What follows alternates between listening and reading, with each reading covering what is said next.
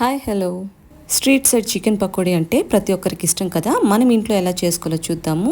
Chicken చిన్న పీసెస్గా ఉంటే చాలా బాగుంటుంది. సరిపడా salt, 1 spoon garam masala powder, 1 spoon ginger garlic paste, 2 spoons red chilli powder, పసుపు అండ్ సన్నగా తరిగిన కొత్తిమీర, కరివేపాకు, 2 టేబుల్ స్పూన్స్ శనగపిండి, 2 టేబుల్ స్పూన్స్ బియ్యపిండి అన్నీ బాగా కలిపి ఖచ్చితంగా 3 to 4 అవర్స్ మ్యారినేట్ చేసుకోవాలి.